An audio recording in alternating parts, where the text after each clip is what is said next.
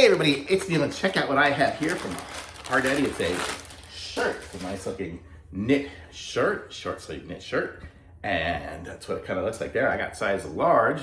So we're gonna go ahead and try this one on and show you what it looks like here. So for comparison's sake, I'm about 5'10" and 180 pounds-ish. And this is gonna be what it looks like here on me. I'm gonna aim you this way. Let me aim you down here. There we go.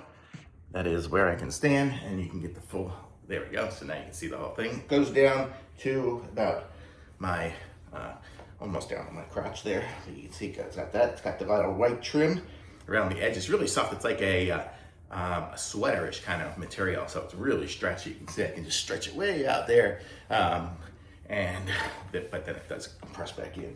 But it's not super form-fitting or anything like that. Really comfortable. So, and I like the way it is with those little sleeves there. Let's see what it says it's made of.